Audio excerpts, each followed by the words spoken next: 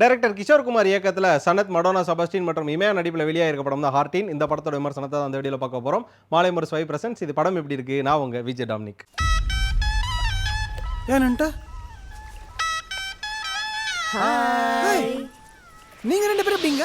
இந்த படத்தோட ஒன்லைன் என்ன அப்படின்னு பார்த்தோன்னா, ஜார்க்கண்ட்ல தமிழ் பவன் அப்படிங்கிற பேரில் ஹோட்டல் வச்சு நடத்தக்கூடிய சனத், அவருக்கும் அதே ஜார்க்கண்ட்ல ஐடி எம்ப்ளாயாக வேலை பார்க்கக்கூடிய தமிழ் பேசக்கூடிய நம்ம இமயாவுக்கும் காதல் ஏற்படுது. இந்த காதல் அப்படிங்கிறது நாள் போக்கில் கல்யாணத்தில் போய் முடிய போகுது. அதாவது வீட்டில் சொல்லி என்கேஜ்லாம் பண்ணிடுறாங்க. என்கேஜ் பண்ணதுக்கப்புறமா திருமணம் நோக்கி போயிட்டு இருக்க அவரோட வாழ்க்கையில் திடீர்னு ஒரு விபத்து நடக்குது.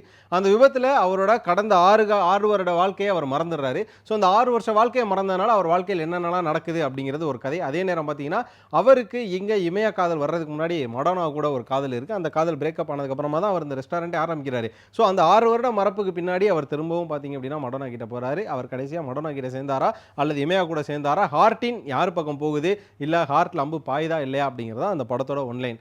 ஸோ ஒரு பக்கம் பார்த்தீங்கன்னா படத்தோட ஆரம்பமே ஜார்க்கண்ட்லேருந்து கொஞ்சம் கலர்ஃபுல்லாகவே ஆரம்பிக்குது. ஏன்னா எப்போதுமே நம்ம வந்து ஜெய்ப்பூர், ஜார்க்கண்ட் அப்படின்னு பார்த்தாலே அங்கே வந்து எப்போதும் ஒரு மஞ்சள் ஷேடில் ஒரு மாதிரி காஞ்சி கருவாடாய் அப்படியாப்பட்ட வாழ்க்கையை நம்ம பார்த்துருப்போம். இதே மும்பையை காமிச்சா மட்டும் நல்லா குஜாலியாக காட்டுவாங்க. ஆனால் முதலாக ஜார்க்கண்டையும் ஜெய்ப்பூரையும் நல்லா வந்து கலர்ஃபுல்லாக காட்டின ஒரு படம் அப்படின்னு கூட சொல்லலாம். ஒரு பக்கம் சனத்து, மணிகண்டன், டெப்னிட்டா இவங்களோட வாழ்க்கை அந்த தமிழ் பவன் அப்படிங்கிற ஹோட்டலில் நல்லா வந்து கலர்ஃபுல்லாக ஆரம்பிக்குது.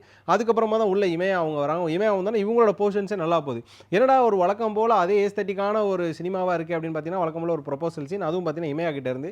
அப்போ தான் வந்து சனத் தன்னோட ஃப்ளாஷ்பேக் ஓப்பன் பண்ணுறாரு. அப்போ தான் மடோனாவோட காதல் உள்ள வருது. ஸோ மடோனாவோட காதல் உள்ள வந்ததுக்கப்புறம் அது எங்கே எண்ட் ஆகுதுன்னு சொல்லி முடிக்கிறாங்க. திரும்ப பார்த்தீங்கன்னா காதல் திரும்ப ஆரம்பிக்குது. அந்த காதல் திருமணம் மறையும் போது ஒரு விபத்து நடக்குது. விபத்தில் பார்த்தீங்கன்னா சனத் முதல்ல சொன்ன மாதிரி எல்லாத்தையும் மறக்கிறாரு இல்லையா. படம் அடுத்தடுத்து ஃபர்ஸ்ட் ஹாஃபில் சூப்பராக மூவிங் ஆகிட்டு இருக்கு. ஃபர்ஸ்ட் ஹாஃப் நல்லா விறுவிறுன்னு மூவ் ஆகுது, பார்க்குறதுக்கே ரொம்ப சூப்பராக இருக்குது. அதுக்கப்புறம் அந்த லவ் போர்ஷன்ஸ் இமயா நடிப்பெல்லாம் வந்து பக்காவாக இருந்ததுன்னு வச்சுங்களேன். அப்படியே செகண்ட் ஹாஃப் வர்றப்போ திரும்பவும் இவர் 6 வருஷம் மறந்தது ப்ளஸ் அந்த மெமரி லாஸை வந்து ரிட்ரைவ் பண்ணணும் அப்படின்னா அவர் இதெல்லாம் மறந்தாரோ அவர் பிடிச்ச விஷயத்தெல்லாம் வந்து சொல்லுங்கள், அதை ஞாபகப்படுத்துங்க, அவர் அந்த பீஸ் ஆஃப் மைண்டில் இருக்கணும் அப்படின்னு சனத் ஒரு பக்கம் என்ன பண்ணுறாருனா, என்னோட காதலி வந்து மடோனா தான், அதாவது பார்த்தீங்கன்னா சாகித்யா தான் சொல்லி சாகித்யாவை தேடி இவங்க டீமாக போகிறாங்க.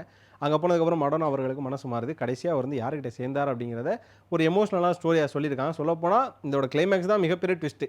சனத் சேர்ந்தாரா இல்லையா அப்படிங்கிறது படம் பார்த்து முடிக்கிறவர் எங்களுக்கே தெரியல. அப்படி ஒரு ட்விஸ்ட் வச்சு முடிச்சிருக்காரு கிஷோர் குமார். ஆக மொத்தம் அந்த படத்தோட டிராவல் விதம் அப்படின்னு சொன்னால் பார்த்து முடிச்சோன்னு எனக்கு டக்குன்னு எது தோணுச்சுன்னா, லவ் மேரேஜ் அப்படிங்கிற ஒரு ஃபிலிம் வந்தது விக்ரம் பிரபுவோட நடிப்பில். ஸோ அந்த படம் தான் எனக்கு லிட்டரலி ஞாபகம் வந்தது. ஏன்னா அவர் எதிர்பார்க்குற ஒன்றா இருக்கும், கிடைக்கிறது ஒன்றா இருக்கும். ஸோ கையில் கிடைச்சது ஒன்று நம்ம விட்டு போணுச்சுன்னா அடுத்து வரப்போகிறது சூப்பராக இருக்கும்னு சொல்லலாம். அது மாதிரியான ஒரு கதையாக இது இருந்ததுன்னு சொல்லலாம்.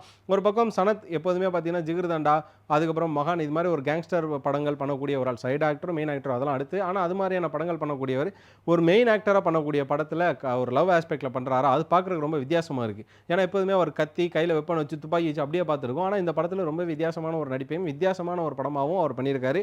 மடோனா, செபாஸ்டியன், கக்ககப்போ, பவர் பாண்டி, கவன் இது மாதிரியான படங்களுக்கு அப்புறமா திரும்பவும் அவங்கள தமிழ் சினிமாவில் பார்க்க ரொம்ப சந்தோஷமாக இருக்குது. ஆனால் பழைய சார்மிங் இல்லாதது நம்மளுக்கு கொஞ்சம் லைட்டாக மிஸ்ஸிங்காக இருக்குது. அதர்வைஸ் அவங்களோட பர்ஃபார்மன்ஸ் சீனியருங்கிறத அவங்க காட்டுறாங்க. இமையா அவங்களுக்கு இது டெபியூ ஃபிலிம் அப்படிங்கிற மாதிரி தெரியவே இல்லை. அவங்களோட பர்ஃபார்மன்ஸ் நின்று பேசுகிற அளவுக்கான ஒரு பர்ஃபார்மன்ஸ் பண்ணியிருக்காங்க ஸ்க்ரீனில்.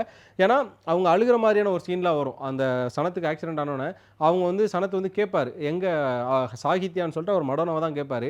அப்போ தனக்கு முன்னாடி நிற்கக்கூடிய காதலி, நான் வந்து உன்னை லவ் பண்ணேன், ஆனால் நீ வந்து உன்னோட எக்ஸ்ல வர கேட்குறேன்னு ஒரு அழுகை இருக்கும்ல, அந்த மாதிரியான அழுகையெல்லாம் லிட்ரலி ஒரு ரியாலிட்டியை கொண்டு வந்து நிற்கிது. எவ்ரி மிடில் கிளாஸில் இருக்கக்கூடியவங்களுக்குலாம் பிடிக்கக்கூடிய ஒரு ஆக்ட்ரஸாக இமையா கண்டிப்பாக மாறுவாங்க. ஏன்னா லவ் மேரேஜில் எப்படி வந்து மீனாட்சி ஒரு ரோல் பண்ணாங்களோ அதே ரோல் வந்து இங்கே இமையா ப்ளே பண்ணியிருக்காங்க. அதுக்கப்புறம் பார்த்தீங்கன்னா மடோனா அவங்களும் சூப்பராக பண்ணியிருக்காங்க.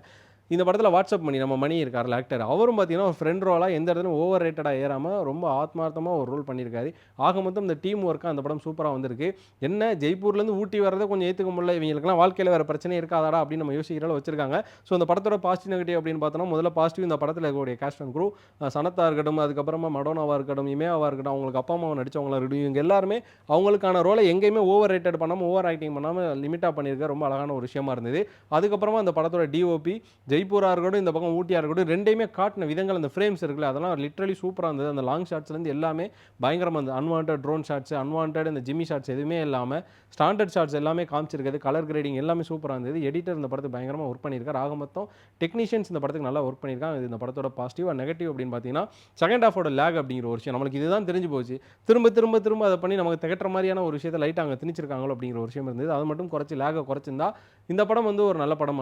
அதாவது குறைக்காம இது நல்ல படம் தான். இத கொஞ்சம் குறைச்சிருந்தா இன்னும் கொஞ்சம் நல்லா இருந்திருக்கும் அப்படிங்கிறது என்னோட கருத்தா இருந்தது. யார் யாரெல்லாம் இதுல ஹார்டின் படம் பார்த்தீங்க? உங்களுக்கு யாரோட பெர்ஃபார்மன்ஸ் பிடிச்சது? அது மட்டும் இல்லாம இதுல எக்ஸ் லவர் விட்டுட்டு போகும்போது அதுல இருக்கக்கூடிய பெயினும், பிரசன்ட்ல ஒரு லவ் வர்றப்ப அதுல இருக்கக்கூடிய கெயினும் அப்படிங்கிற ஒரு விஷயம் பேசியிருப்பாங்க. அது யார் யாரோட ரியல் லைஃப்ல எல்லாம் ஆப்ட் ஆச்சு அப்படிங்கிறத கண்டிப்பா கமெண்ட்ல சொல்லுங்க. இந்த வீடியோ பிடிச்சிருந்தா லைக் பண்ணுங்க, ஷேர் பண்ணுங்க. மறக்காம மாலை முரசு வைபை சப்ஸ்கிரைப் பண்ணிட்டு பக்கத்துல இருக்க பெல் ஐகானை கிளிக் பண்ணிக்கோங்க.